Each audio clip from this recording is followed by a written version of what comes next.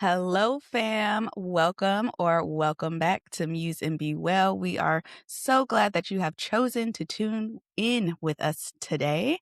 We have an exciting guest with us, so I'm so excited, and Misha is so excited to have her. For anyone new here, I am Taylor Chanel, a certified sound healer and visual creative. And I am Misha Baptiste, a certified life and leadership coach. And this is a space for dreamers learning to live well, aligning purpose and well-being. Okay, so I get to introduce our guest. So Miss Raven Robinson from the Bronx.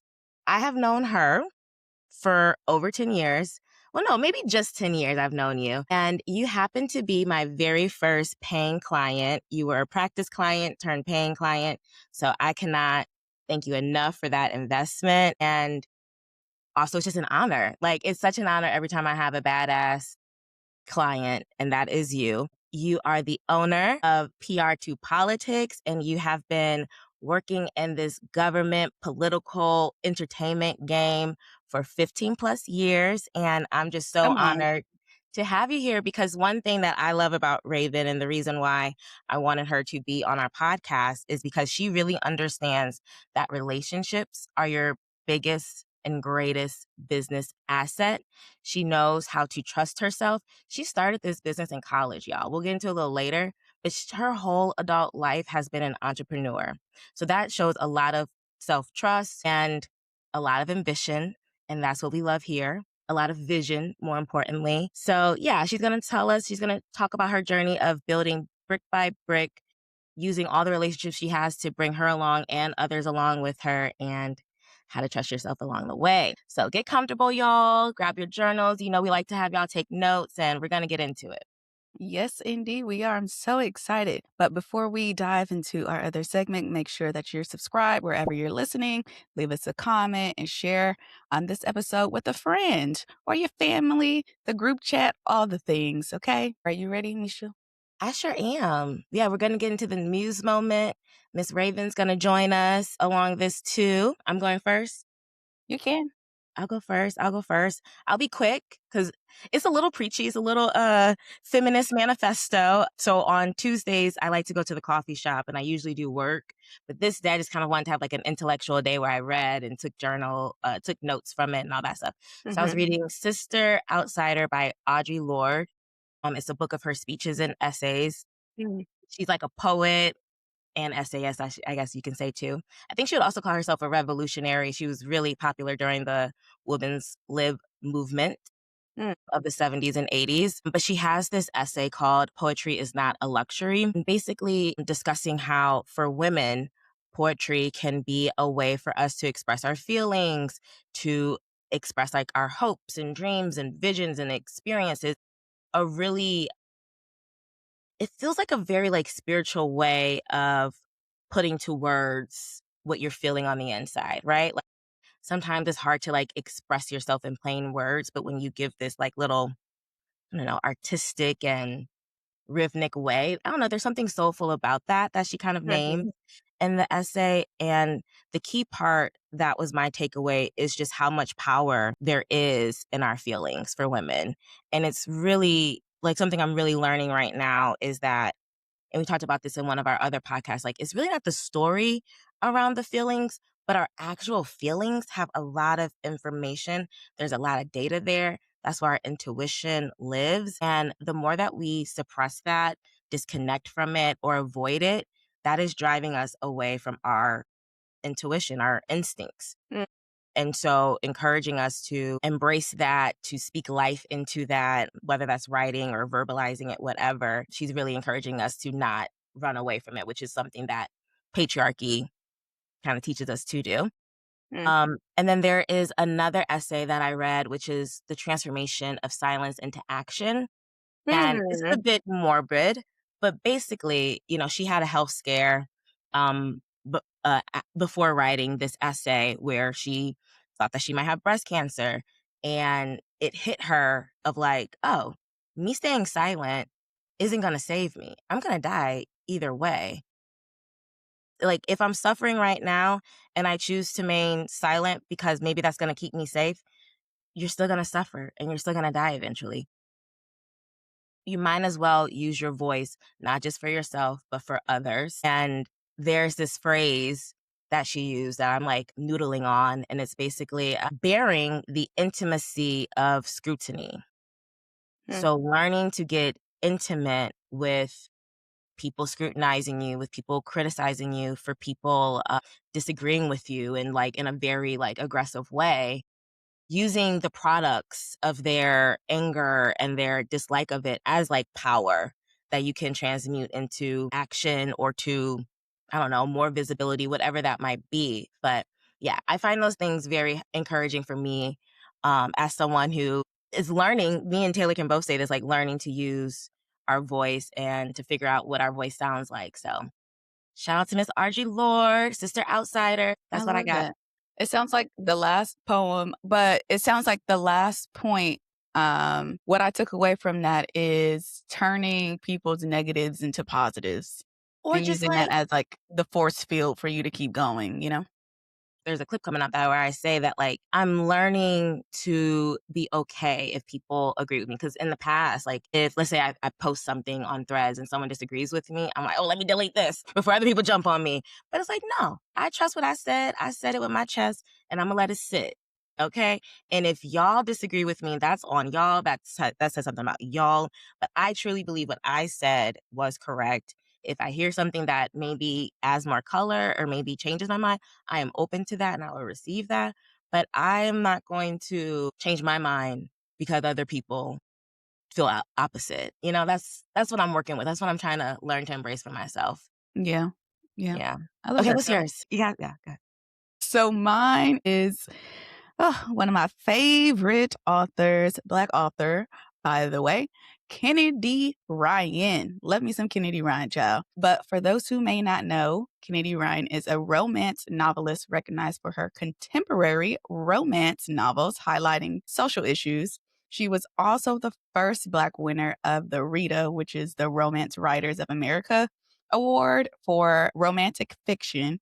And she's also an activist and founder of a nonprofit for autism awareness. One of her sons has autism, so that's the reason behind that. But she's most known for her Skyland series, which is so good. And also, the first book in that series, which is Before I Let Go, was picked up for a TV adaptation that's currently in development with Peacock, and also being co-written by Malcolm D. Lee. So I'm very excited to see who that cast is, but that is not the reason why she is my Muse Moment. She is releasing her second book in the Hollywood Renaissance series called Score, and I'm so excited for it. And she just announced her book tour, and I got my ticket in Atlanta, and I'm really, really excited. And it was the highlight of my day yesterday. So that is why she is my Muse Moment.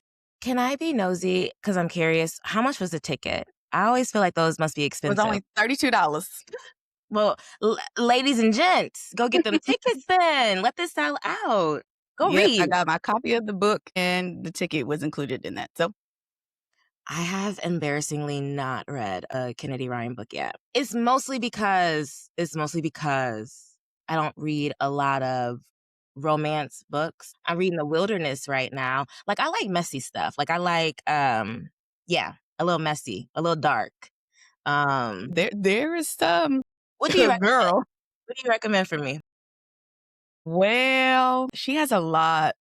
I think she's written over 25 books thus far, but I've read There's a all of series. her, what you call it, all of her series. I think that if you're looking for messy and dark, start with the Hoop series. Okay. But Are they playing also, basketball? but yes, but the Okay. first book, I'm a trigger warn you. It's I don't know if you should read the first book, honestly, but Do read the before I second let and the go. third. I'm gonna just have to do before I let go.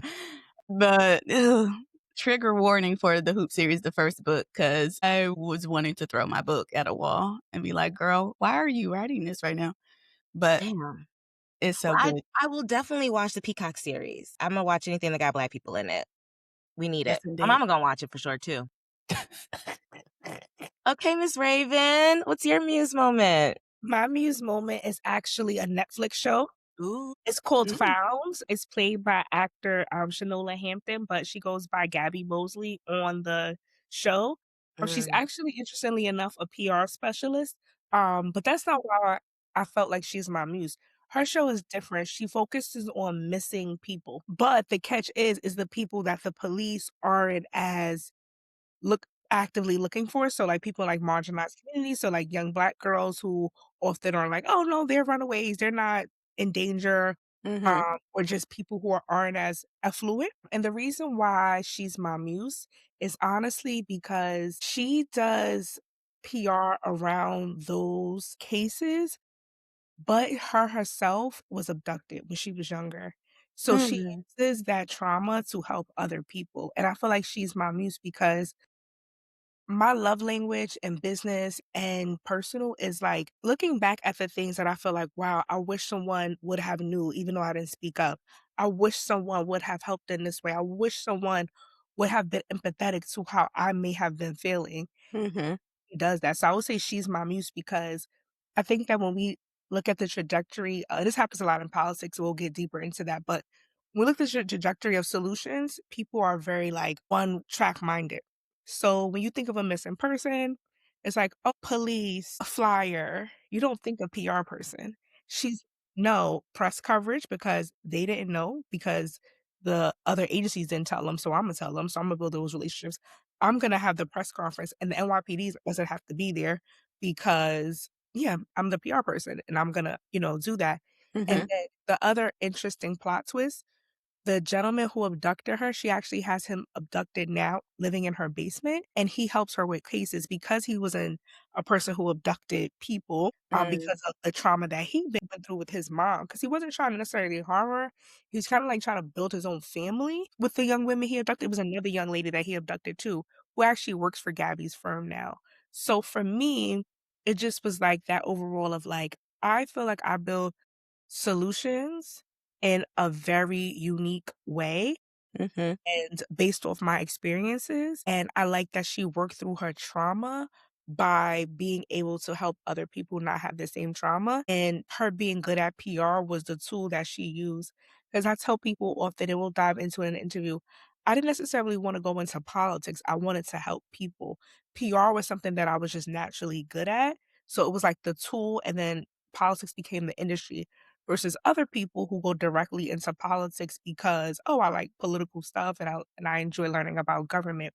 So very similar to Gabby of like, I'm good at PR because I'm social. I know how to find missing people because at one point I was someone who was abducted, so I understand patterns and I can think of it the overall situation better than someone who may have never been through the situation, and I'm able to make a living in a successful firm off of helping this population that I was once a part of, and that's why she's my muse because I just think that is bigger to me than the surface of like, "Oh, I find missing people." It was just all those various layers of like, 1 being the solution, 2, okay, I don't got a SWAT team, I don't have this, but I do have trust relationships.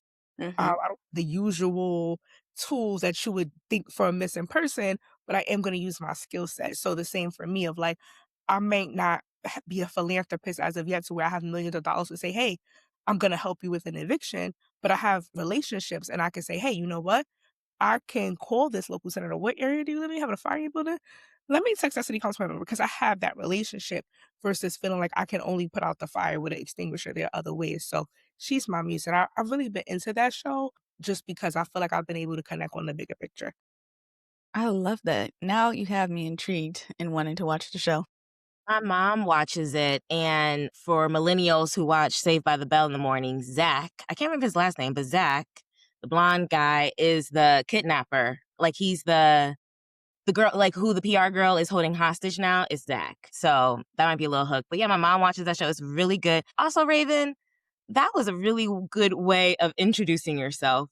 Like, you really did a great job of intertwining yourself into that in a way that beautifully introduces you and your philosophy of why you do what you do. So thank you. That was Thank you. gorgeous. I love that. I love it. All right, y'all, let's get into our lovely grounding moment segment.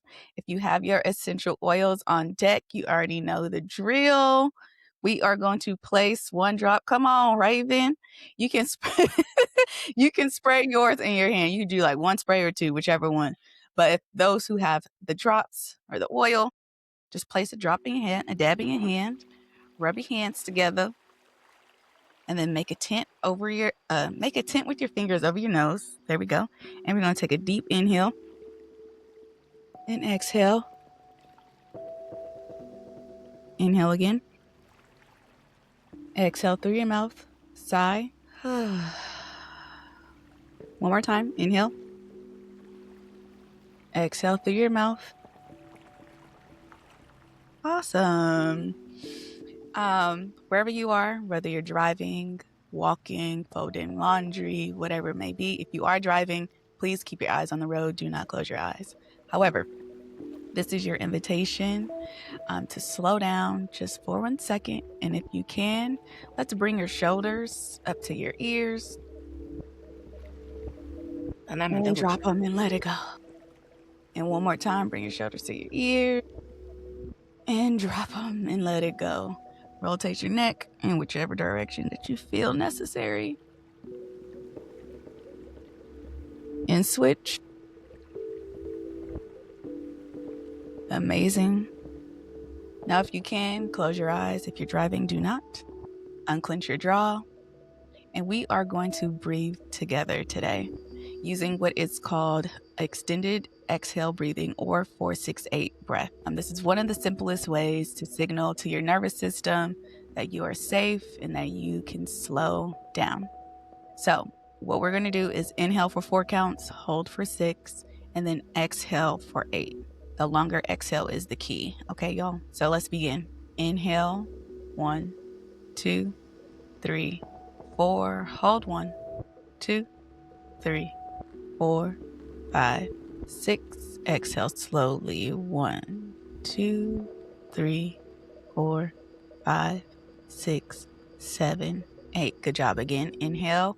Big. 1, 2, 3, 4. Hold 6, 5, 4, 3, 2, 1.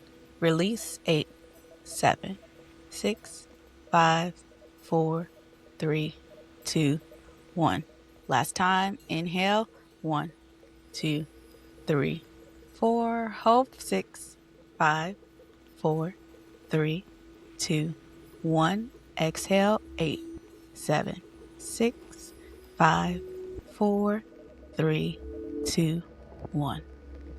Come back to your natural breath. Take notice of what shifted. And your bi-weekly reminder that you can always return to yourself at any moment. Your breath is always with you. All right, y'all. Let's get into the meat and potatoes. Misha, take it away, my darling. You know I have follow-up questions, but I will move on. I was like, okay, I'm gonna move on. No, I'm actually very excited to get into the mind of Raven and get into her business, literally and figuratively. Raven is a political strategist, public relations consultant, entrepreneur, and an author hailing from the Bronx, New York. She is a founder of PR2 Politics, a Black Forbes national advisor, the author of Your Campaign, a business owner's guide to understanding public relations, which I own myself. And she's been doing this, like we said, since 2009, and what she has built has genuinely been remarkable. But more than any of her accomplishments, she is someone whose belief in people is at the core of everything she does. And I say that personally because she was my very first paying client, as I said. So this woman puts her money where her mouth is, and she was my first testimonial too. So I don't know. Let me say something else about Miss Raven. I think it was December 2023. Me and her had a conversation. It's like a year-end, like check-in conversation, just like girl to girl. She does PR. I'm a newly business coach. So I'm just like, well, what should I do? And she gave me, a list of things to do that I'm still trying to figure out how to do, or just make sure I'm doing it right. But I did say that, like, I'm open to interviews. I'm open to press. And 2 weeks later, she was like, are you available January 2nd I was on Bronx Newsnet or BronxNet? BronxNet. I did an interview. It was amazing. It was so fun. I'm now on YouTube. I was on TV for a brief moment. And girl, I ain't got no well, I do have business being on TV. Yes, you do, girl. I do, but I think it's just amazing that, like, she is someone who can come through very easily, very fast. I try to put her on to other people, but that's another story for another day. Not everyone should be blessed to have her support, The shade.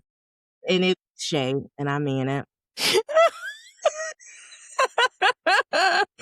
Um, Oh, that is my girl Raven. That is my girl Raven. Imma let you take it away with the first question, Taylor.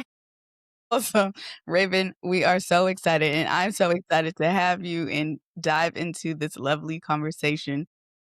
So, I was doing a little bit of research on you, and as you started PR to politics in 2009 during college, which one is amazing. If we're being honest, that takes a certain type of courage at any age, but especially early on in your career. Can you take us back to that moment? What was the vision and what made you believe that it was possible? Course. So one, thank you both for having me, and giving me the platform because this is a story that I don't get to tell often. I'm often doing PR for other people, so I don't get the platform. So thank you. Mhm, It starts back from when I was younger. When I was younger, I grew up in the inner city. So I felt like I didn't have in my mind at the time, I didn't have any skills, right? Because I wasn't the girl that knew how to braid hair. People liked me, but I could never turn in double dutch. So it was like, girl, you cool, you can hang with us, but just sit on the sideline. I couldn't jump double dutch either. Me Um, either. I felt like I have no rhythm. It was just all the things, I wasn't a student because usually growing up, especially in the inner city, it's either like, oh, you're the person that's like really, really smart and you're like the STEM student, or you're the person you're really good at like the recreational things, like a sport or maybe just dance or things like that. I had mhm, either, but I always had personality. So I was always accepted in groups. I never felt outcasted, but internally, even with everyone accepting me, it just felt awkward, right? Like, why am I not good at anything? So fast forward the same. I go through middle school the same, still fortunate enough to hang out with the popular kids and be accepted. But it's like, girl, just you can't braid a braid for us. You can't you just here. So then I get to high school, the same exact thing. And then I get to college and a little prior, I never had like career days or anything like that. So I also didn't grow up knowing about the different career opportunities. It seemed very much like NYPD, a lawyer, maybe a teacher. And like those were things that I didn't fit. So then I also had that of like, I wouldn't know what I can do because can't be a performer or things like that. But, Mhm, you know, I also just don't exist. So I'm going through life, feeling that way. And then I go to college in 2008 and I find out about the PR club in that January, that first semester. Or no, going into, sorry, my spring semester. So it was the second semester of my freshman year. And I learned about the PR club and I actually learned about what PR was. I really like a lot of all of the members because they were like what I would call my peer mentors. They were my age, but I still was like looked up to them like, wow, they took PR very serious. And I was studying political science. So I never had the traditional outlook on what PR was. It was just what I seen them execute. mm, And they worked as a PR firm, of course, no pay, but on campus.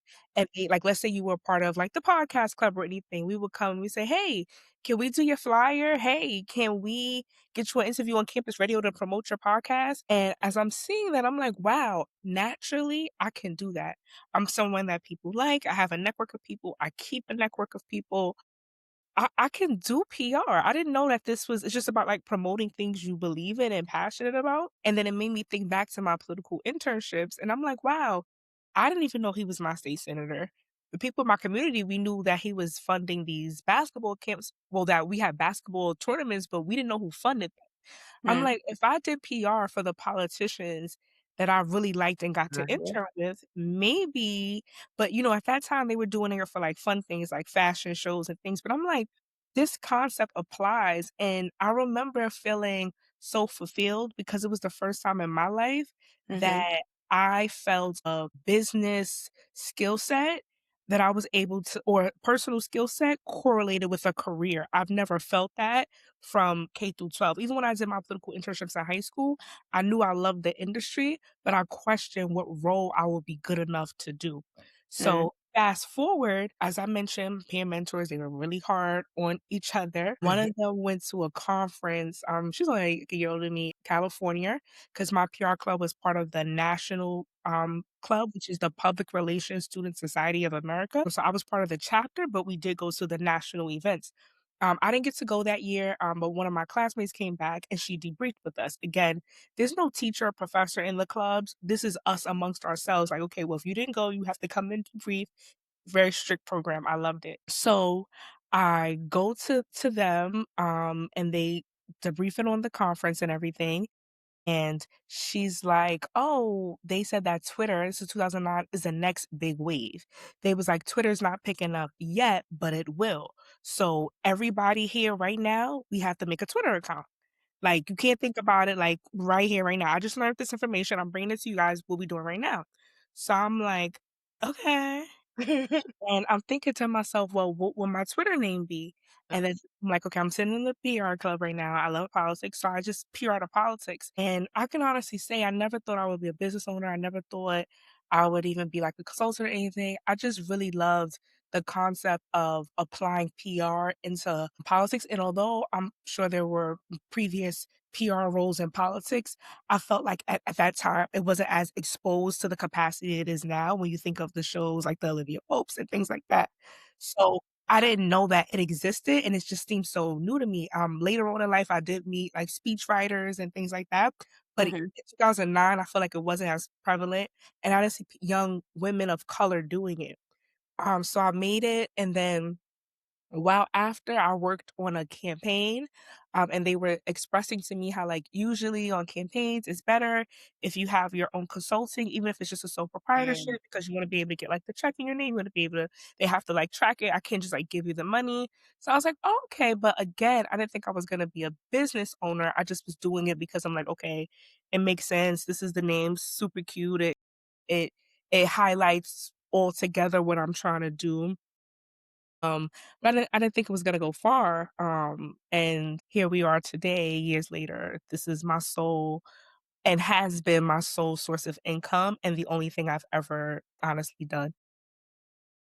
Whoo, baby, that's crazy. I Oh my love it. god. That is so cool. So, a little back I don't even think you know this. Well, yeah. So, me and Raven actually became friends from Instagram. You were cool with a classmate of mine at Xavier who Yeah. was a PR girly.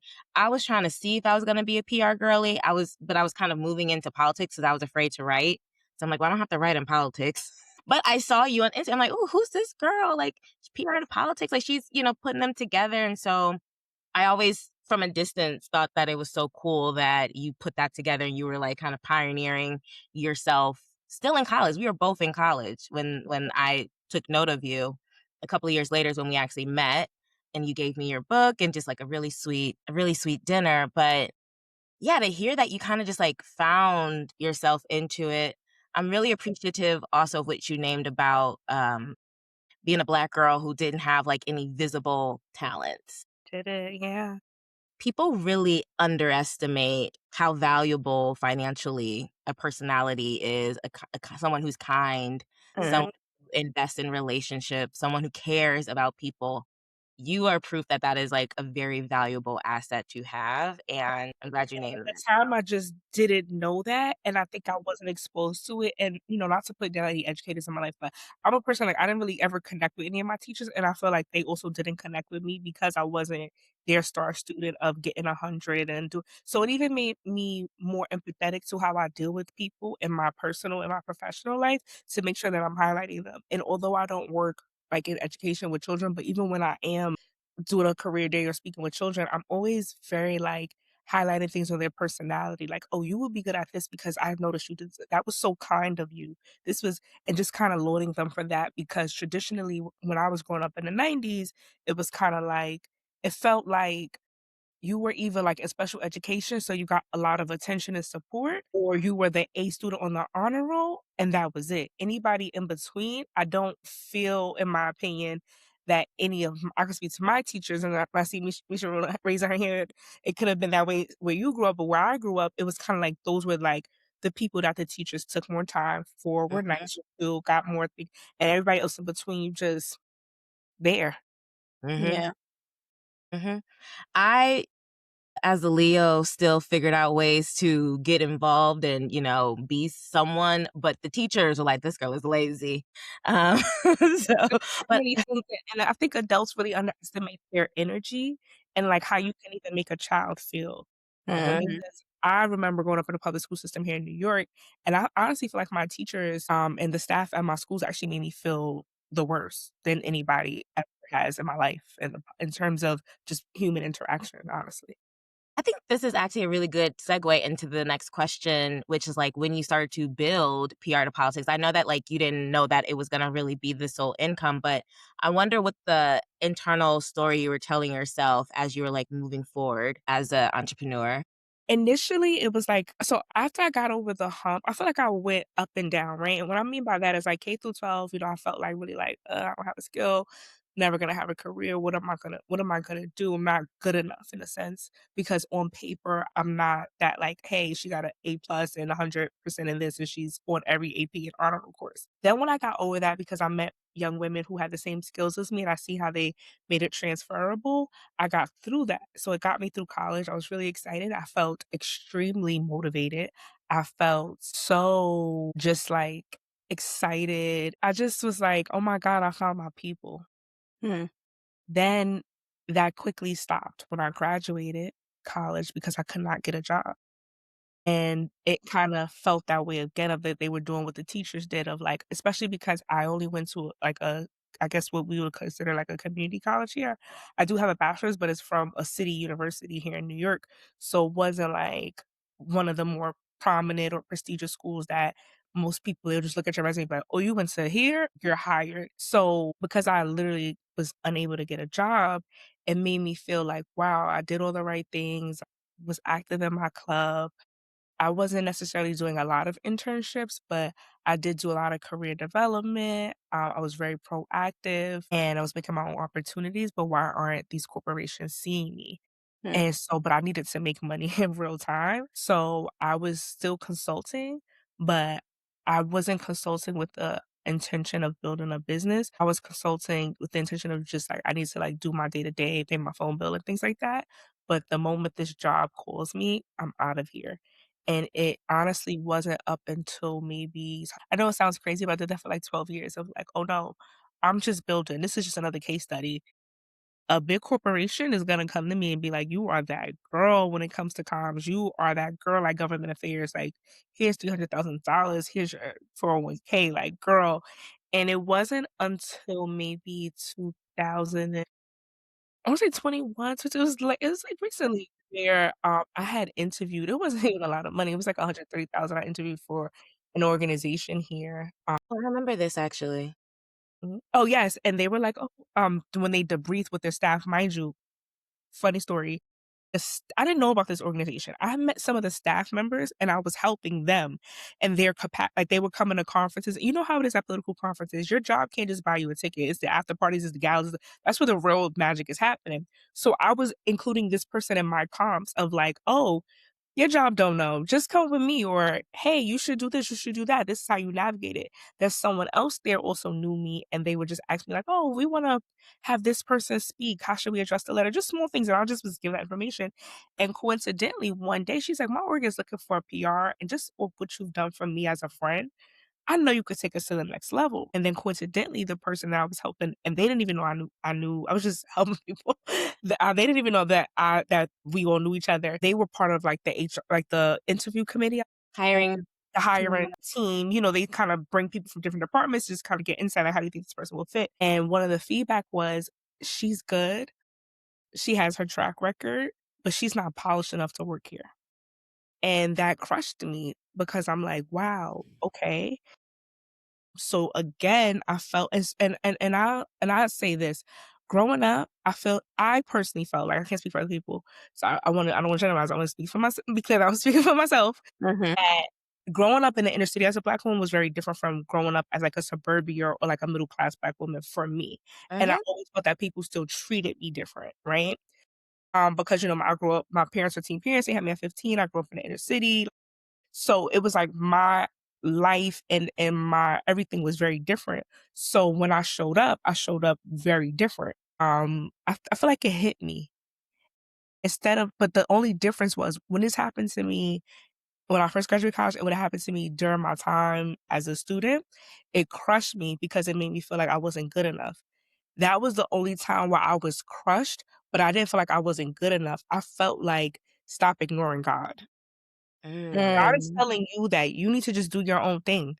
The type of people that you're working with, the level of clients that are connecting with you, the quality of people that are coming to you independently and being like, "Oh, PR to politics?" Girl, you keep applying for like, it's like I feel like God did something drastic.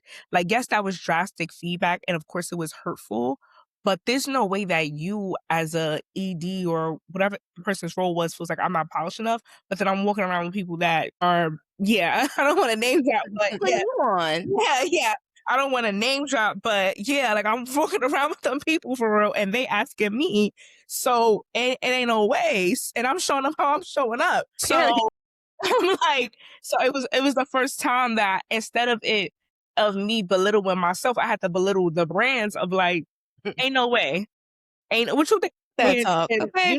yeah, like, it made me kinda get in my bag of, like, "Okay, God, you just really Mm. want me to be a full-time entrepreneur? Okay, got you." You Like, actually did, because we were working together at that time, and I remember yes. you brought that up. When you was done working together, it was like, and Yes. I didn't realize that that was the core. Okay, I That love that that. was literally the issue of, like, I wanted to play it small because I didn't wanna have to close down such a big thing, you know what I mean? I wanted to just tell the client, like, "Hey, I can still help." Like, I'm no, I was really willing to, like, Mhm. over 130,000 a year, which is not even you know what I mean? So I make double that, and it's like, I was still willing to humble myself and be like, "Oh, no, I have a job, and I work here in this Like, store." legitimacy in a Yeah, and way. I look at the legitimacy and, like, "Oh my god."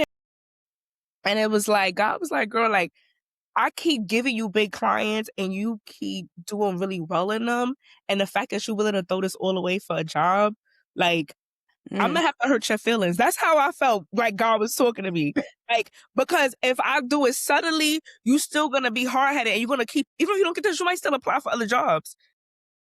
This is an episode topic. Rather and, like, just do your big one and stop playing. So I felt like the feedback was hurtful and everything, but God needed to do something drastic. It's kinda like dating. You know how they like, "Oh, it could just part, amicably," and it's like, "No, something drastic gotta happen because if it don't, then you're Yeah. not the person alone." I feel like that's what God did to me in my career of like, "No, girl, Yeah. you're not seeing it. I done gave you the clients, I gave you the blueprint, I'm giving you everything, and you still talking about this job. Alright, let them bring you down so you could get up." And yeah, and then that's what happened, and from there, I've never applied for a job again. Yo, that reminds me of the story, they said a man, like, had passed away, and when he was in heaven, he asked God, like, "Why didn't you save me?" He was like, "I sent a boat. I sent a plane. I sent the da da da da." But God sent me everything he could send me, and I still was like, "No," but I also think that that comes from the fear as well Mhm. of not doing well. It also came from I don't know other like, now I know other business owners, but, like, just growing up, I didn't know people who Mhm. owned business. I didn't know anybody who did their own thing, especially, like, on a consultant level. I felt like, am I built trying to build something that's not for me? Am I not built for it? Let me just get a job in security. And growing up in a city, that is, oh, we got an MTA job. We got like, you know what I mean? Like it is just easier for people to digest. Like right now, it's hard for people to understand, or even for somebody else to articulate of like, oh no, she does government affairs, she does this, she's an author, she does, and it just seems so crazy. And now it's like, no, it's not crazy. That's your reality. And I get it. It may not be the reality. And I also think it fell into like, as I'm educating myself and working with mission and like being able to like classify what things are, I think a lot of those also survivor's remorse, right? Of like, how do you say that you're doing this and that that's just not the norm? And you almost feel bad that your thing is not the norm. And it's like, I Mhm. cannot feel bad that I'm in my 30s making 6 figures, living my life and doing all these great things, and that's just what it is, and I felt that the job will subdue that so that I didn't have to feel bad, but now it's Yeah. like I can see your mindset there. And I think that this is a perfect segue into the next question as well. I'm an entrepreneur myself, and there's moments where I'm like, I don't know if I should keep going or not. There's so many things that are in my head to where what I can do that it's hard for me to focus on, or like something will happen. I may not get like a client, right, that I really wanted, or I may not get whatever. And I'm pretty sure there are other entrepreneurs out there that are dealing with the same thing or different things, right? To where they are, do I keep going? How do I keep going? So my question for you is, being an entrepreneur your whole adult life, out of college or in college, how did you keep going? I kept going. So one of the things that helped me where like I can't lie, there were big moments and I'm like, ooh, you know what I mean? Even if it was entertaining, I didn't show it, and I was like, okay, yeah, one more, just one more. Like every time God gave me a big project or an award, I was like, okay, just one more, and then no, just one more. Mm. And then to be honest, I just really needed to sustain myself. So of course the money was always the driving factor, which is why I did it Mhm. directly after college. Like I remember signing a contract with someone like the week of graduation and telling them like, "Oh, just give me 2 more weeks," but like not telling them is because I'm trying to graduate, just telling them like, "Okay, well, that's just like where my intake is gonna be," and then like I even knew at that time, I feel like I didn't give myself enough credit of even just like how I built the smoke and mirrors in the sense of like, not because I couldn't do it, but because I needed people to know that I was really business savvy through my informal education and things, and I just am what I would quote. I know common sense is not common; it is subjective, but what I would consider common sense. So I didn't even tell the person that I was a student. It was a magazine that had referred me to someone, and they were like, "Oh," the person said, "I'm looking for a PR," and they were like, "Oh, this is." Girl that keeps pitching us on different things, she would probably be a good PR for you because I do like how she pitches her clients. Let me introduce you. And then the person hit me up, was like, "Hey, this magazine said that you're a PR that they work with, blah, blah, blah." And I was like, "Oh, great. Well, intake is in 2 weeks. I can show your contract and everything and then." So, because I wanted to also be accessible to this client that was about to do a retainer. So just even those things, I feel like I never gave myself enough credit for of knowing how Mm. someone else would have been like, Yeah, this, that," you know what I mean? So Mhm. Wait, so are you saying it's almost there was a drive because you weren't recognizing what you were doing in the moment, there was a drive to Mhm, keep trying to prove yourself? Is mhm. that okay. That's interesting.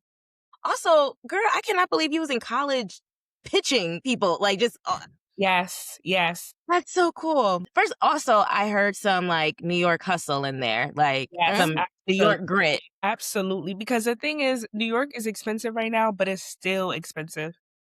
Yeah, it J j is. What do you think people misunderstand about what it takes to maintain your business and brand for the last 15? Because this has been you, PR to politics, your whole adult life. So, what do you think people might take for granted when it comes to building that brand for a long period of time? think some of the things that people take for granted is I will honestly I have to highlight the things I took for granted. Hmm. You cannot take for granted the small wins, Mm. and what I mean by that is perspective is everything. So, just to stay with the example that we were just discussing, when let's say when a young lady reached out to me and let's say she didn't move forward with her retainer. I can look at that like, "Oh my god, I'm never gonna get a client. I had a prospect and they didn't sign."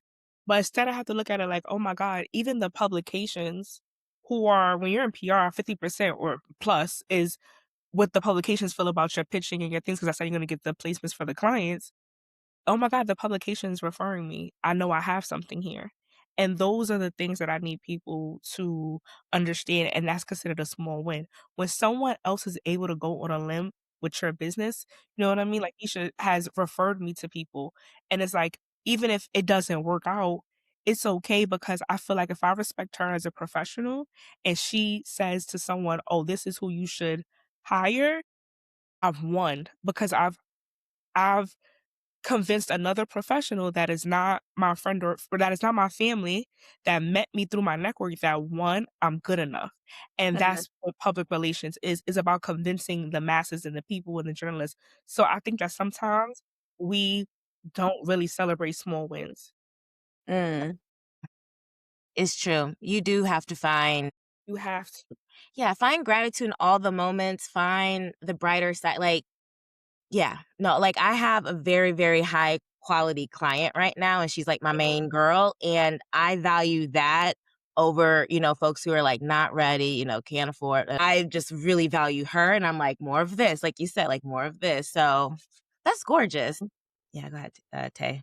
I love it. I love it. Ooh, okay. So it already seems like you were starting to bet on yourself in college. What gave you that foundation and what's something or was that something that you had to build or do you feel like that was something that was already in you?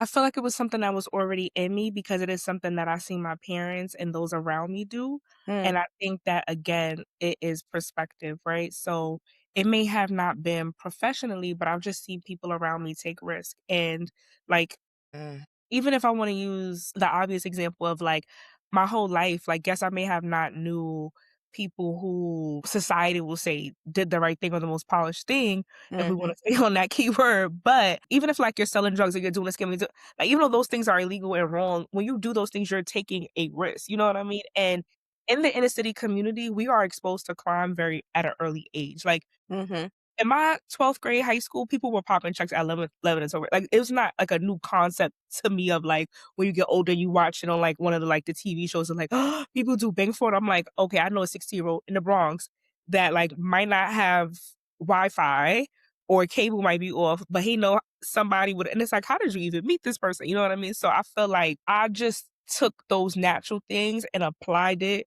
in the right way. So mm.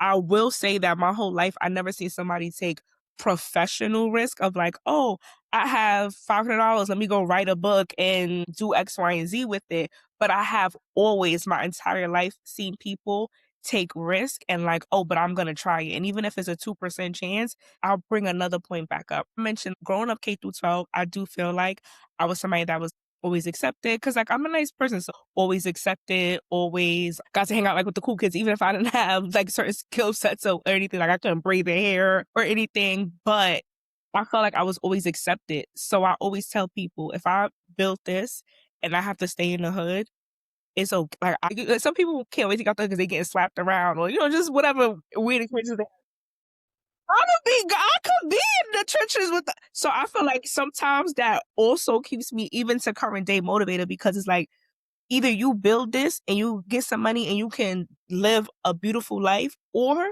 you don't hate your life here. Like we do the local things. You ever like it's just like I don't mind it. I'm happy. So if I can try and it works, which is working, I'm blessed and I could even bring them with me.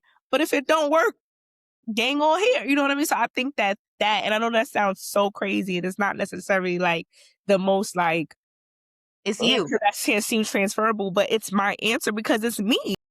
That's Mhm. really something that has genuinely always helped. Like the people that everybody always been scared of was always been my friends. Anybody that knows this about me in the Bronx, they like, oh, this person, the promoters that people are scared to ask questions to, the places that people are like, oh no, don't go there. The drill artists that people are like, oh my God, they look so mean, are like my personal friends.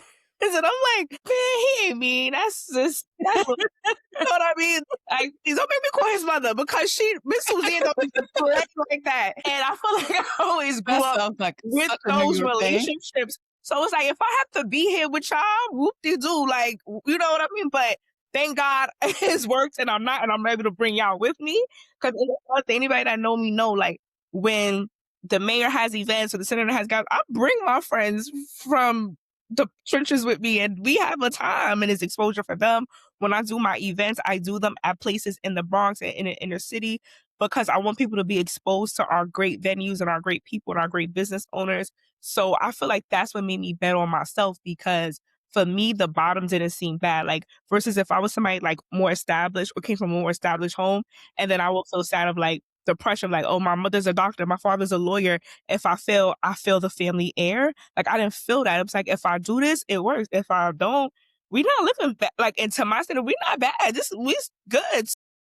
You know what I mean? So I feel like that Okay. always keeps me like, oh, I could try this. Or I could spend all of my money on this event. Or like my anniversary party every year, I feel like I spend like a good $7,000, and I'm never scared because it's like, okay, if nothing comes back, but every year I'm so blessed that when I invest into these events, the money comes back. Either somebody will bring somebody and they're like a client or just so many different things. And I just thank God all the time because I'm like, oh my God, when you take a risk on the right thing, on the legal thing, on the thing you prayed for, it does come into fruition because prayer and fear cannot be in the same mix. So I feel like that's what Mhm. really, really keeps me honestly of like bet on yourself, put that money in yourself. I was end with this, knowing that I really gave him my all.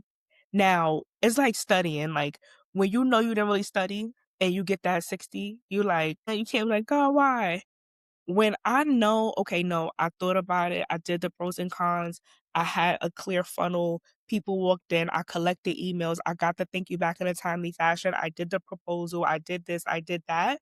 Then, no, yeah. Girl. Yeah. Are we inspired, Taylor? Girl. I got work to do. Yeah.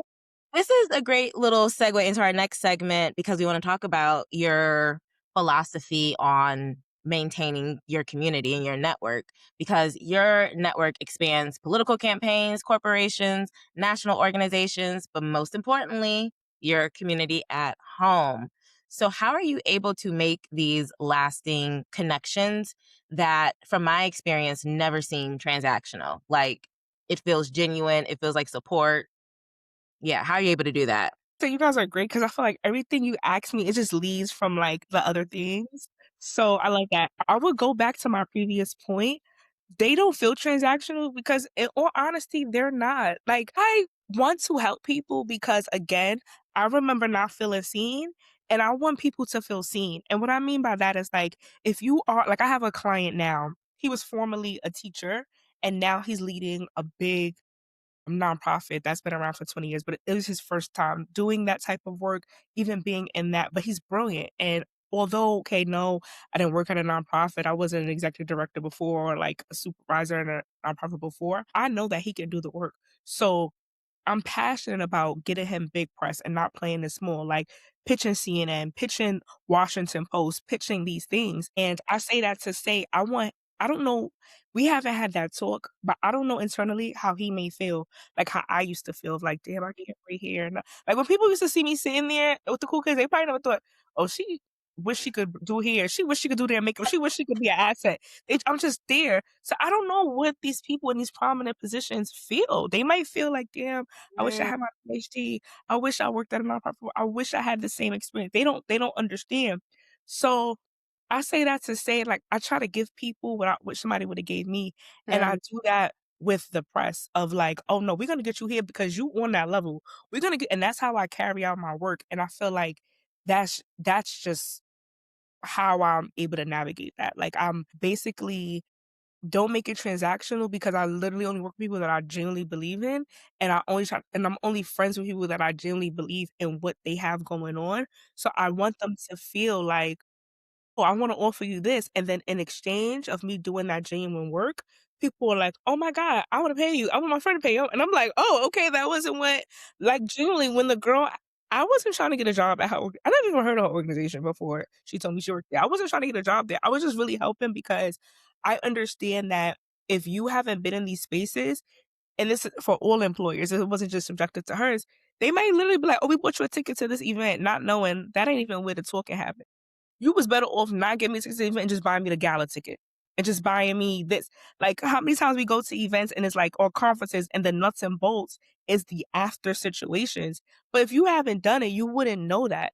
And I really was just helping because I'm like, I don't want you just wasting your time. Like, oh no, I wish somebody would tell me when I first found out. So now that I know, I'm tell you.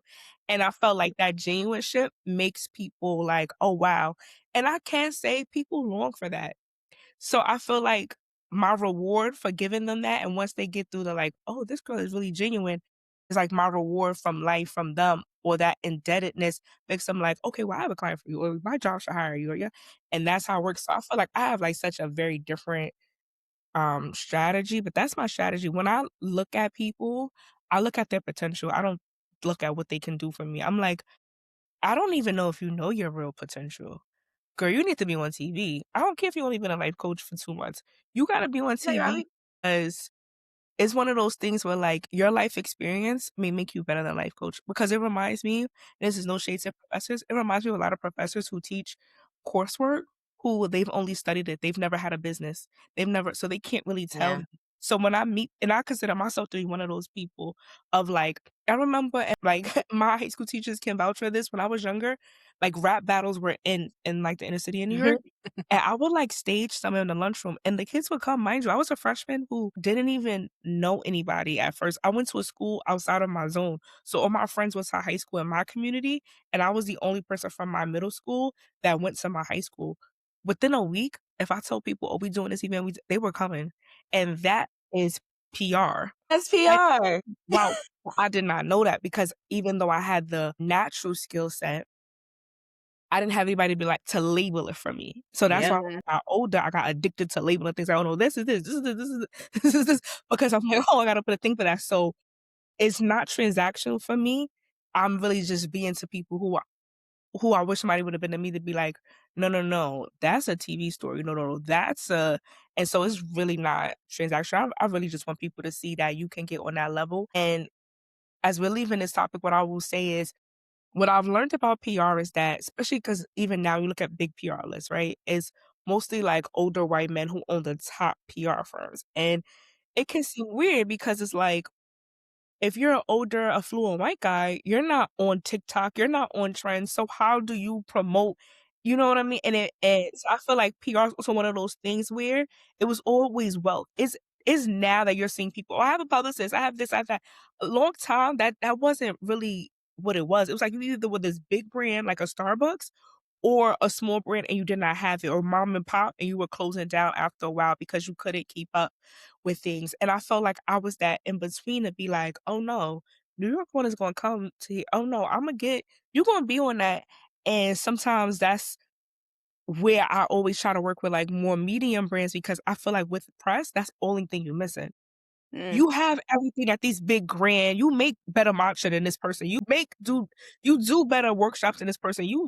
I've done better sessions with you than a 10-year veteran therapist because of your experience. So I need you and them to be on to be on the New York Times together. I need y'all both to have op-eds. I need y'all both. And it works every time because it's like I want people to see themselves on that level because I don't know with me allowing you it's just press to some people, but I don't know what me allowing you to see yourself in that light will do for your business. Mhm.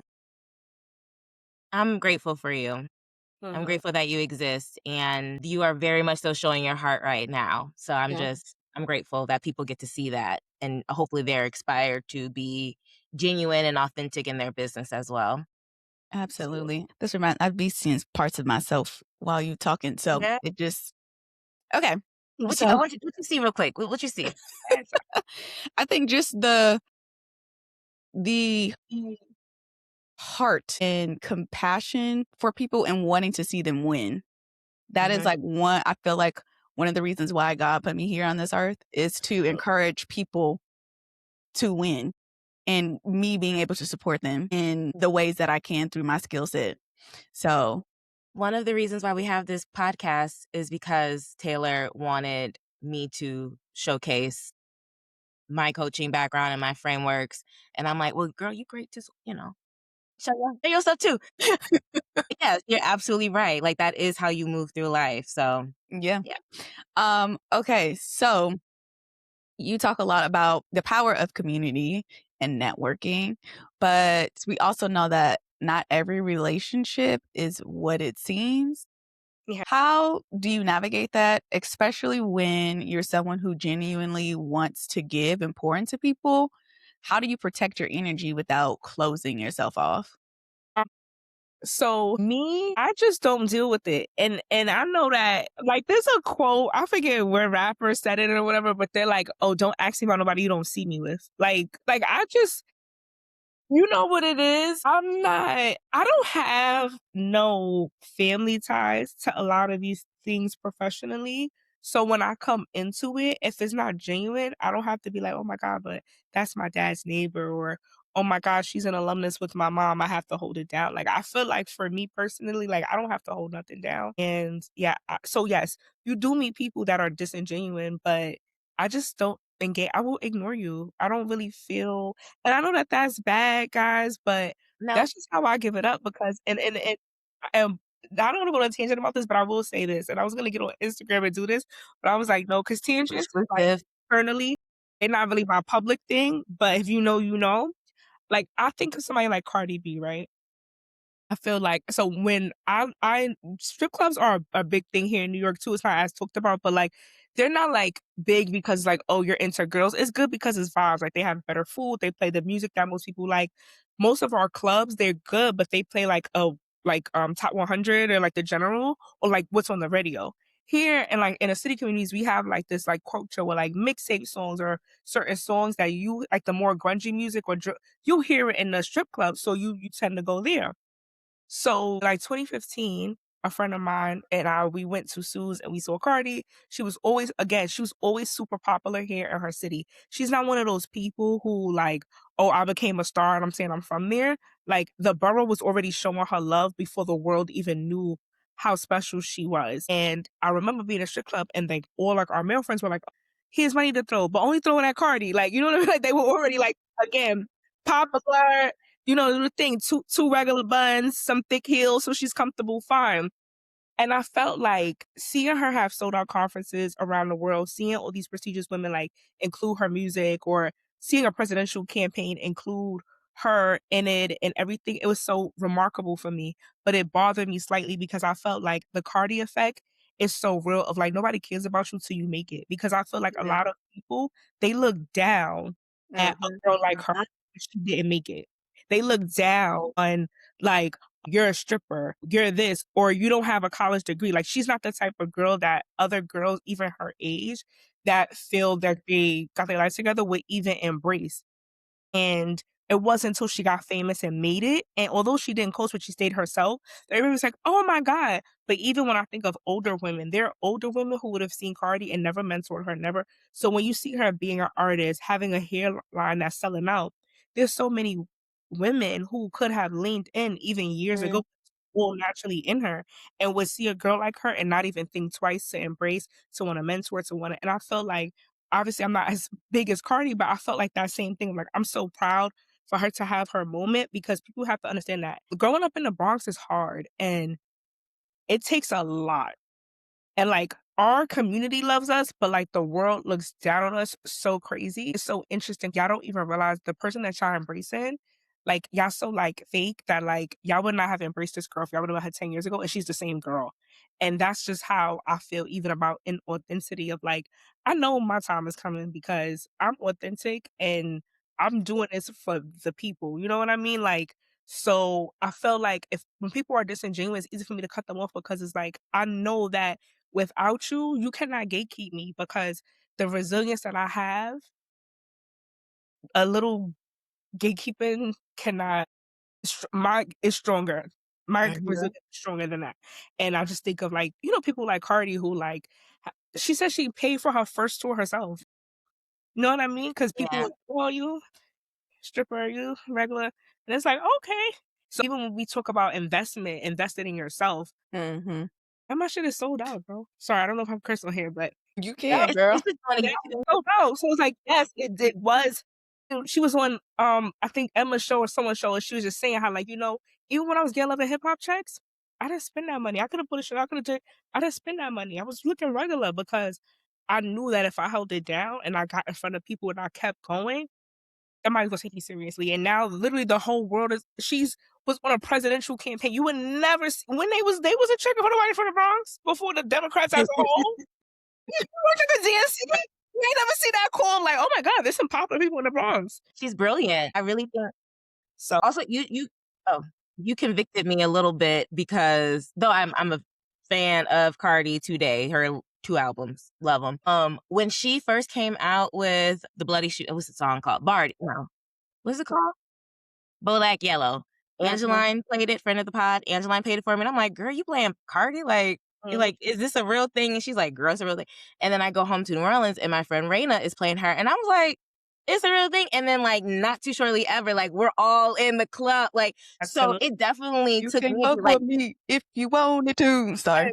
I was like, "Are we really like we're about to make this girl?" We did, and she deserved it. And so She's y'all, not an anomaly for, like, girls in the Bronx. There's so many girls in the Bronx that just have that nice personality. All the things that people love about her, have that given personality, have that hustler spirit, doesn't have that formal background of like, "Okay, no, I didn't go to get my MBA, but I know how to market. I didn't know how to do this, but I know how to." It's so many of us.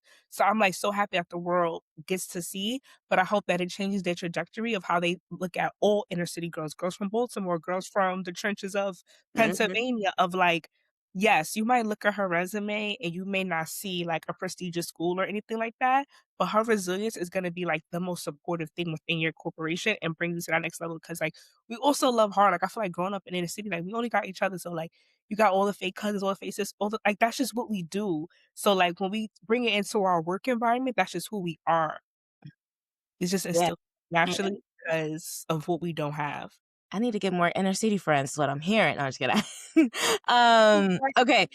You're kind of you talking about how we lead our questions. You're kind of leading us towards our questions, which is on code switching. I've never seen you code switch. Clearly, like the person said that like you're not polished enough. I think that that's one of the things I love about you is that you just really are an authentic girl moving around these high established places like DNC, literally the convention of DNC, presidential campaigns. Like you've been in high stakes situations in the rooms where decisions are made. And I've never seen you. I don't even know if you have a different voice to use. So, how have you been able to stay true to that? Like when places often are asking us to confirm. And I will say, I was able to find early success in college. And like my mentor picked me up because she verbally said, "You speak well." So I know that I can credit my career as a young Black girl who, whatever, whatever, whatever, because of the way I talk. So you've been able to find real good success without even having to do that. I think one of the downfalls about me not being able to code switch is that I never had mentors. People just didn't see me and didn't like, but it's interesting because like I didn't have mentors, but then like once it got lit, it's like okay, then they want to be my clients. It's like, girl, you wouldn't even talk to me 5 years ago. But I think that again, those small indicators of success, you know what I mean? Like, of course, again, I always just feel like, damn, like I never. It's not funny. I shouldn't laugh. I don't forget like my senior year, I got a new guidance counselor, which I was so happy about because I ain't like my other guidance counselor. So I'm like, oh, it's a new fresh start. So I remember I went up to him and I was like, and he still comes to my events, he still supports me and everything. And he's like, oh, I was like, yeah, I think I want to go to college, I want to study political science. I want to, see. So I'm excited to like, learn about you and we can work together to do my college application. When I walked away, he told me this, even though as an adult he shouldn't have told me this, but I'm happy he kept it real. My principal apparently went behind me like, "Oh my god, what is she talking about?" And he was like, "Oh, she's telling me shit." He was like, "Oh no, don't believe her. She be fighting. We got the video. Do you want to see the video?" Read that Whatever. And then in high school, but he's like, he was like, so my guy cousin was like, "No, it's okay. I don't want to see the no footage. It's fine." So he came to me like a day later and he was like, "Listen, I'm willing to put my name on the line for you if you really want to do this. If you really," and that was the first time I felt like somebody like in the educational field really believed in me. And he was like, "I just got, like, a few rules." He was, "You cannot argue with nobody in the hallway, not whatever you do in front of me, I do have to put on paper. If you ain't doing it in front of me, if I ain't satisfied this semester or whatever." And I was like, "That's really sad though that as a kid, they don't think you could evolve. They don't think you Yeah. can." Like, what do you think I'm gonna do? Go to college and start a campus fire? Like, I'm confused. Yeah, it was just so weird to me. And I felt like, okay, I don't code switch, but there are gonna be people that respect it, and even if that one person respects it, the once I'm in that room, I can convince the masses. Cause that also happens to me where, like, I'm somewhere with a big client, and then I'm asking somebody something like, "Oh, did you need help? Or did you," and they looking at me like it's like, "Girl, I put the floor plan together. Do you need help?" And it's like and then it gotta be, like, something else. I definitely try not to, like, ever come off as aggressive, because that's not code switching, that's just, like, not mannerable, but just direct and just be like, you know what I mean? Like one of my clients now, she sees this, she gonna laugh, but she's a city council member, and I be like, when she has an interview, like we prep, I be sending her rap songs. I be like, girl, you a trendsetter. Like, here, listen to this right before you go, so you can be hype. And she be like, yo, you so crazy, but it helped It her. works. It It worked. works. And she will get up on CBS and I'll be like, yes, that's what I got Period. your thing. So I feel like, yes, it is hard to not code switch because people do it. It's more acceptable for people and people feel more confident and comfortable. But when you meet that one or two people who don't, then it can leverage into, because I feel like Cardi doesn't code switch either. Even when she's speaking about something politically or something that's important, she'll still use like her curse words, her slang, but like her point is still given across. And then those who the slang jacket, and those who don't. And then it becomes a point where to the masses it's hard to ignore her.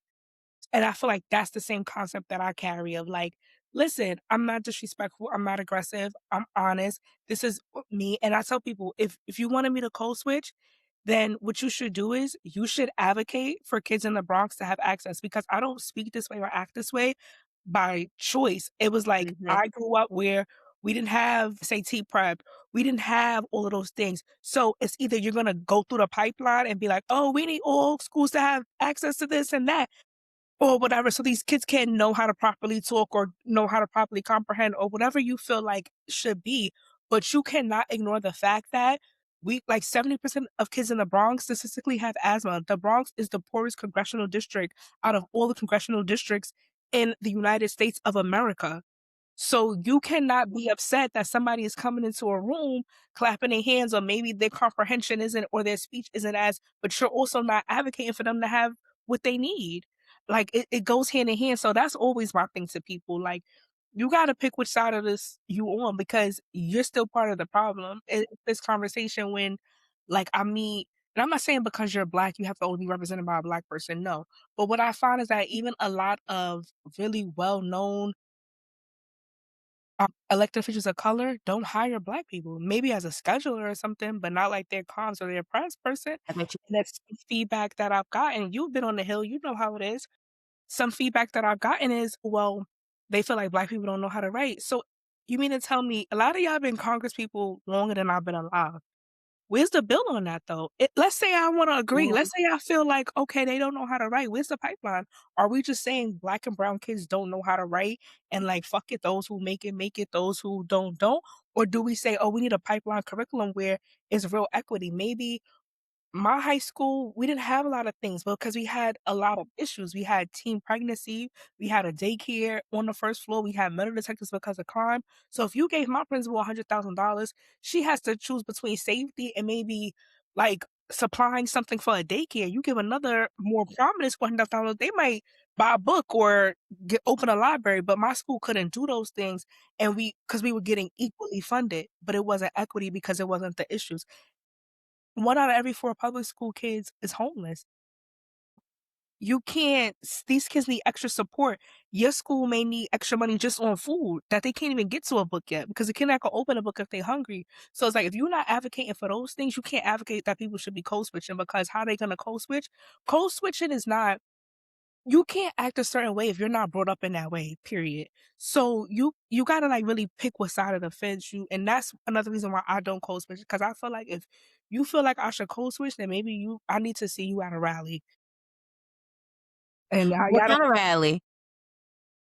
like a rally in front at, with calling on a DOC or something, or advocating to get a YMCA in the Mhm. project, something. Yeah. Where's the book club? Like for the hood girls, like, you know what I mean? Like, I'm yeah. like, yeah. Oh, wow. That was good. That's a good theory That's my theory. or I concept. That's a good can't code concept. switch if I'm not around those type of things. Where's the tea parties for us? Where's the like? Let me teach me how to put my pinky up, because you can't. You can't. I can't know how to do something that I'm not exposed to. Some Mm, people naturally know how to do these things because they got that exposure. You cannot say like, oh, I don't give a fuck how you get there as long as you get there. That's not yeah. cool. Yeah.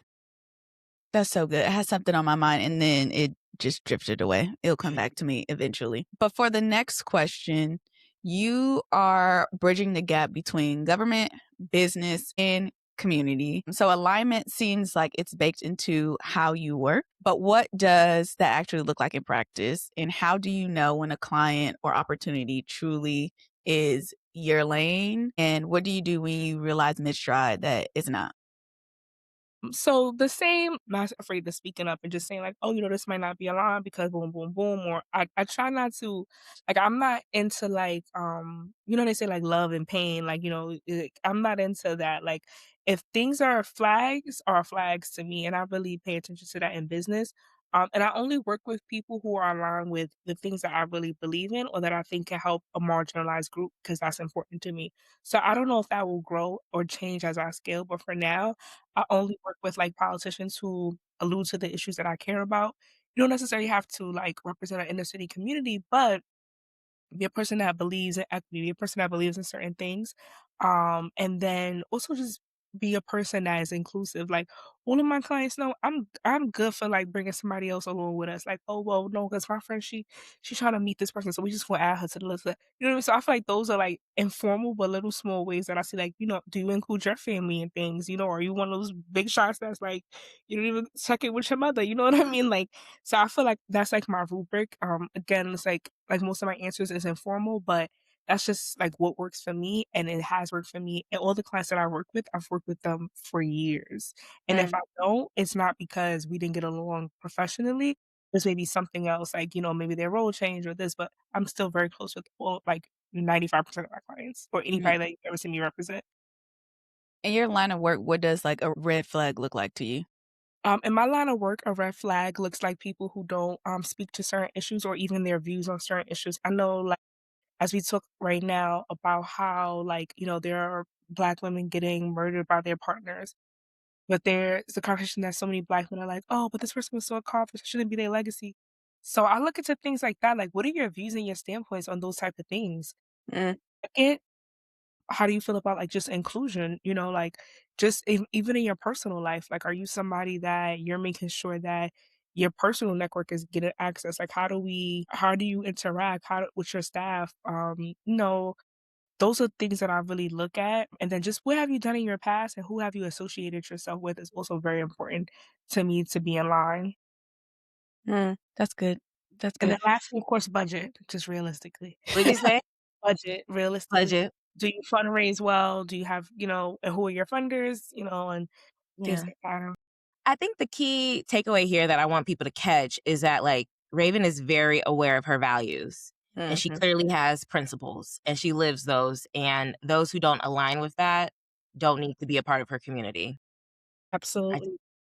know your values, people. Know your values. Know your principles. Live it. You've built something in a space that is loud.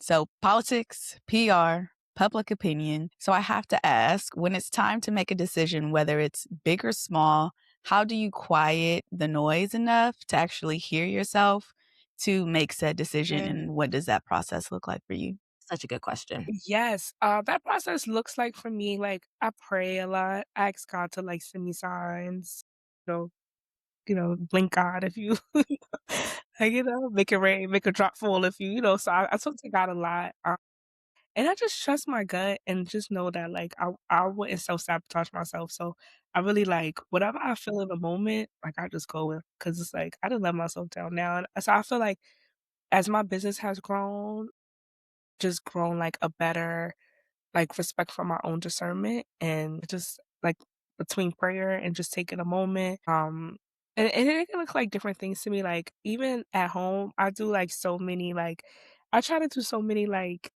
cutesy things that just kinda calm me, so, like, I try to, like, blend matcha, like, I go to Home Goods a lot, like, so those are the things that I do that I'm like, "Okay, let me take my time," like, I try to replicate things that I've eaten at, like, cafes or, like, I'll do weird stuff, like, I'll put, like, blueberries and, like, these ice like, I get influenced a lot by, like, the, like, house moms on Instagram and TikTok, even though I don't have kids, but I'm still like, "Ooh, this was cute," and I noticed that those moments bring me so much joy because it just feels like so much luxury. So those are the things I do when I have, like, big decisions or before big meetings. Mm, mm.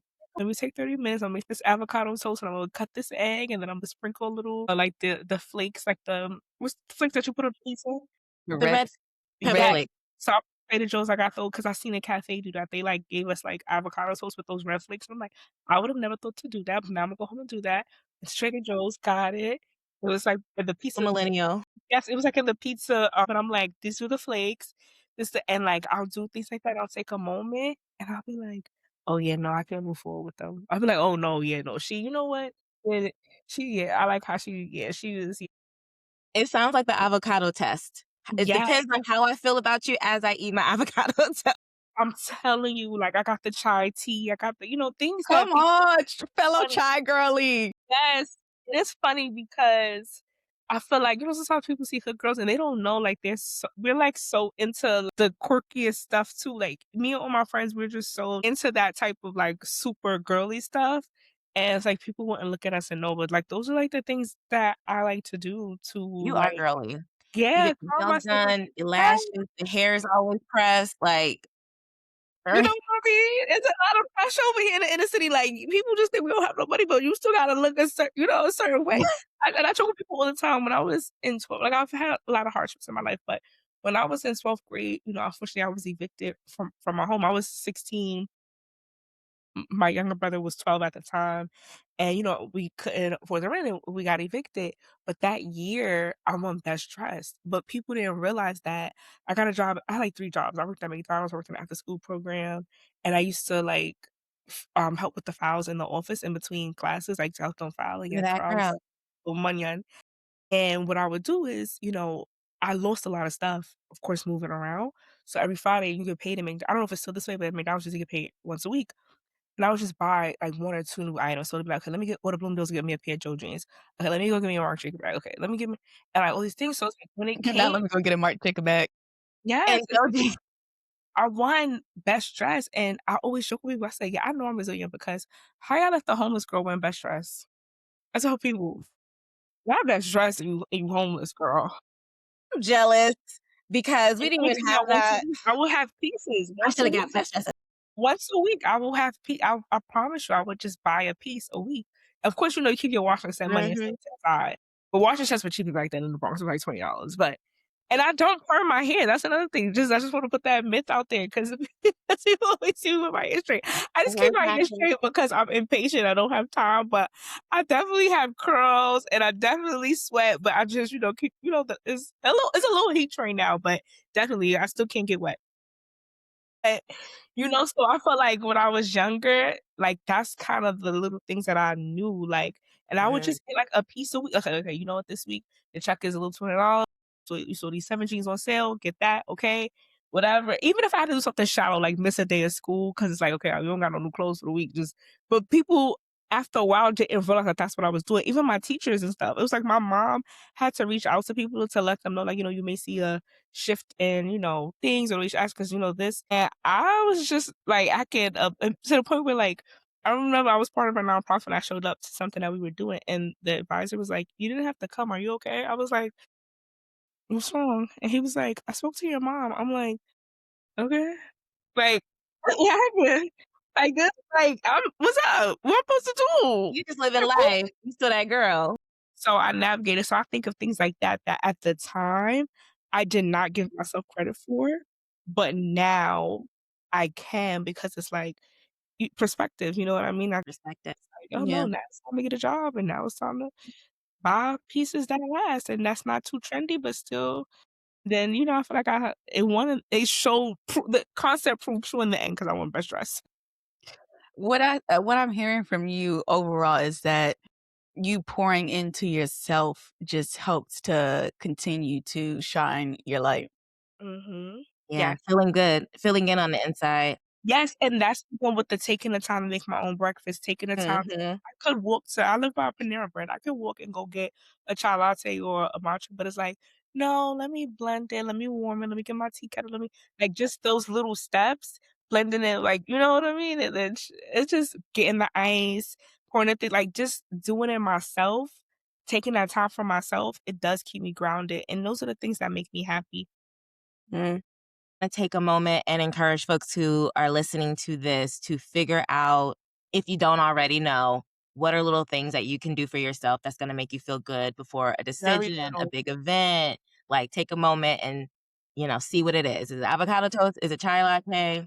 Is it a And walk? don't feel Oh, like it's it the chai has to latte be for this me. big grand scheme Yes. of things. It literally can be something so small. Because for me, Doing this, it's yeah. really the smaller things. Even that practice Mhm. we did of like, "Oh, let me go spray an essential oil in my hand," like, even the fact that we spend the extra money on this to just have it in our home and have it accessible, like, when you guys set it up, that moment brought me joy because it's like, "Oh, yeah, of course I got essential oils."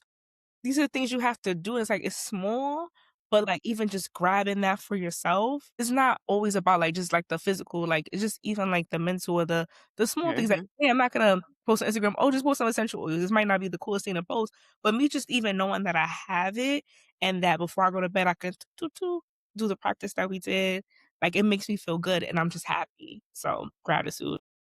And you reminded me of one thing that I'm gonna mention before I ask the last question, when you were talking about being homeless but still popping. Mhm.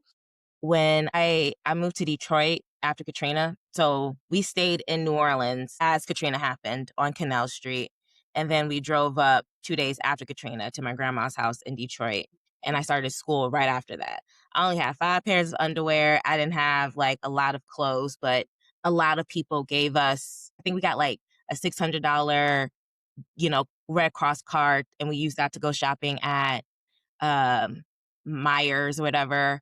And so at school, when I started school, they thought I was gonna come looking real like, they were calling us refugees. Yeah, So they yes, thought I was gonna be looking real rough. And they refugee. were very taken aback Yes, like, that I was still I'm telling that I you. was probably dressing better than And yes, and I'm happy that you share that story because I think that just us again, we don't realize just the small resilience and that our parents have ever taught us, and I think a lot of Black households, they teach you, like, "You don't be looking crazy." Like, that's just what we taught, and Yeah.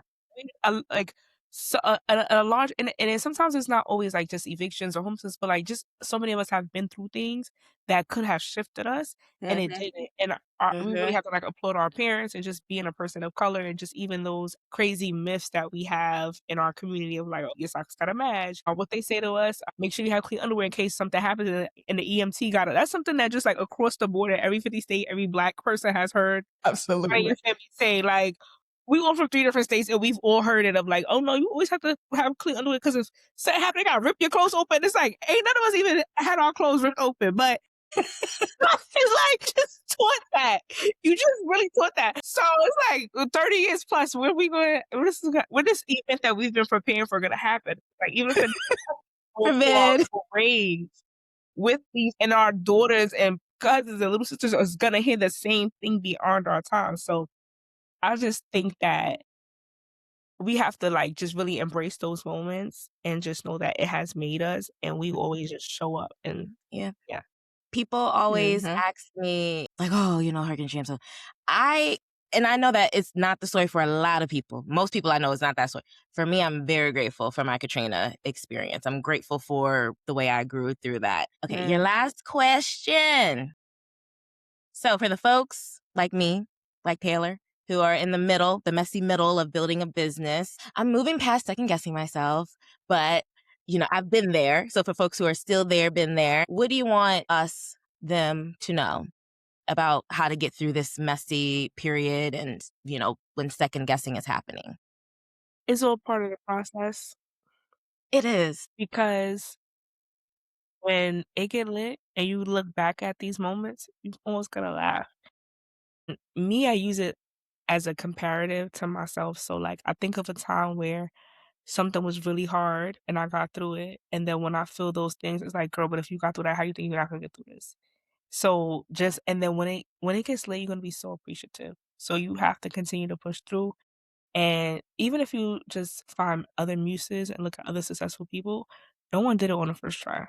I think Starbucks may have gotten declined about 50 something times, if I'm not mistaken. I think it was like the 53rd investor that was like, "Oh, yeah, this is a concept."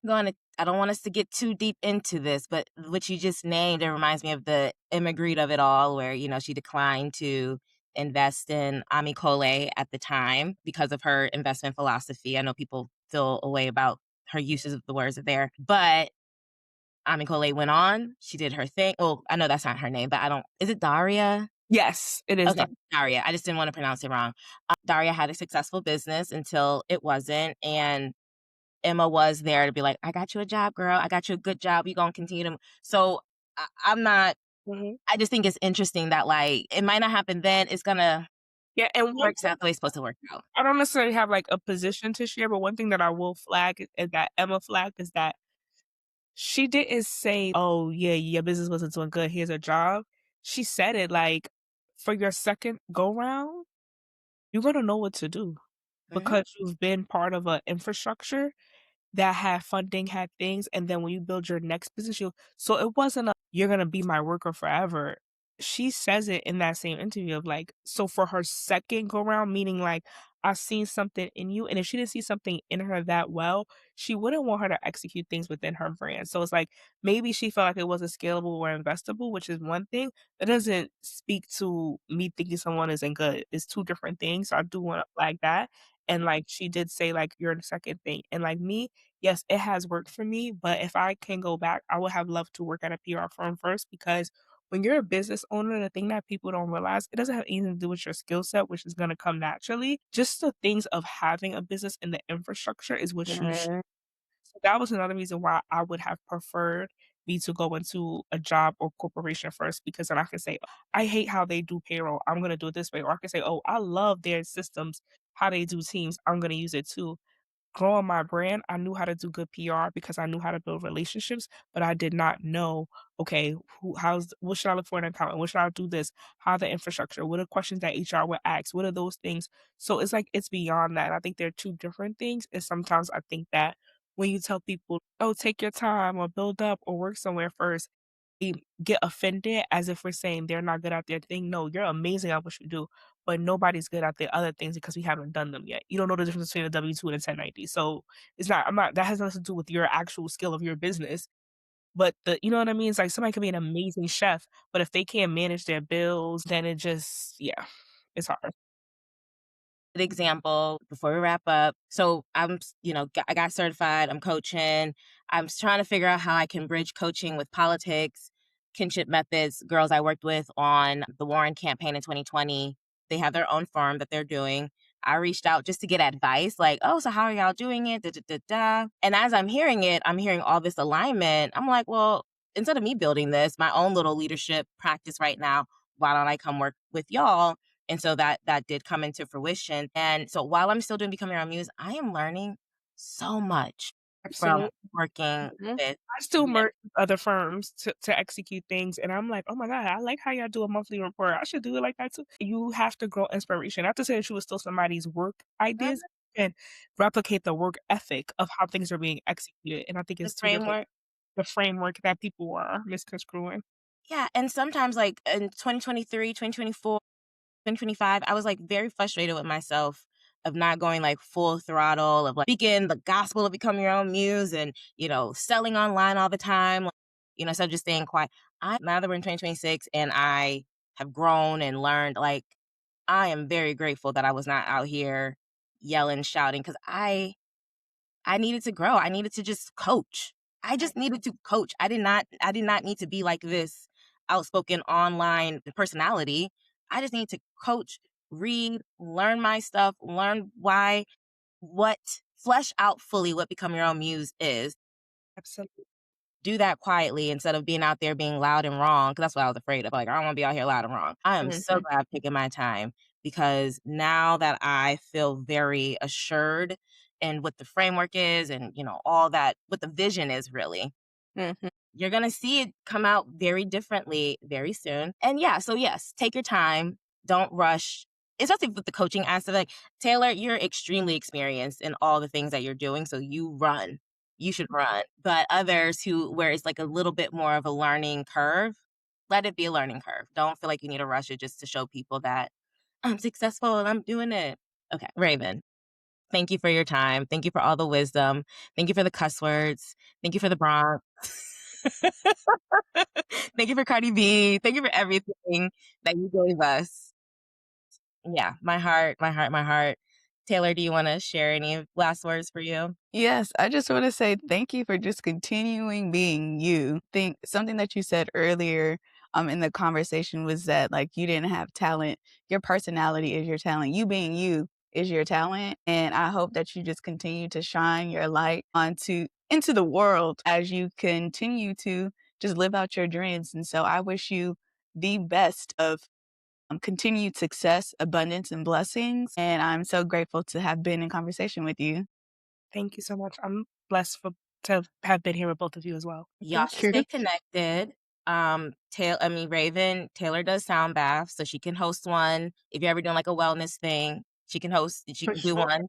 And she also does branding. So if you need, anybody needs some branding work, she can do that too. Yes.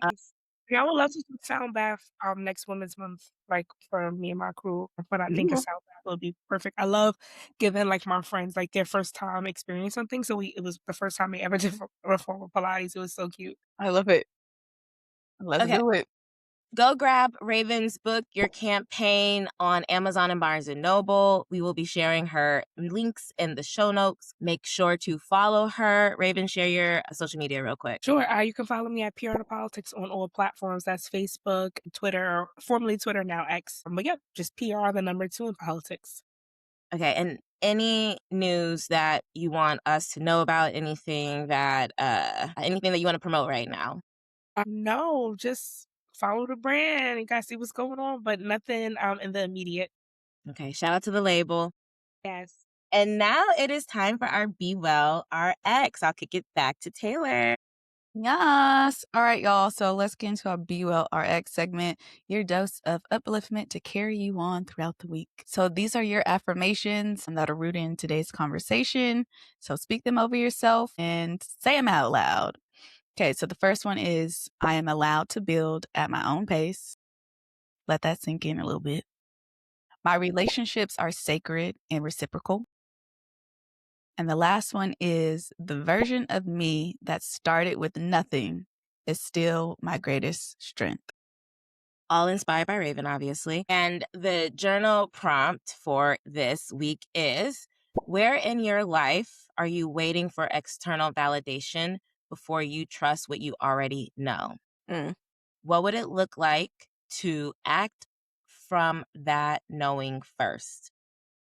Basically, what would it look like to trust your gut and your instincts? Mm. Well, guys, thank you so much for joining Muse and Be Well this week. Don't forget to subscribe so you don't miss another episode, and share this episode with someone who is building their own era and needs to hear this conversation for some inspiration like we got. Period. Make sure to follow us on Instagram and TikTok at Muse and Be Well and connect with us individually. Misha, would you like to say your handle? Yes, Misha A. Baptiste, and become your at becomeyourownmuse.com_. Also, wait, really though? Go to Misha A. Baptiste and follow me on Threads. I am in the trenches on Threads talking about reality TV. That's where I'm at. That's where I be. I will argue you down. Team Dorit. Okay. Lord, don't get her started on some summer house. Child. Follow me at my personal page is at Taylor Chanel. The creative page is at Clay Studios, KLA Studios. And then the wellness side is at ohsowell.ness. Yes. All right, y'all. This has been Muse and Be Well, where we remind you to trust yourself, stay grounded, and be well. We will see you Next in 2 time. weeks. Thank you, Raven. You, Raven.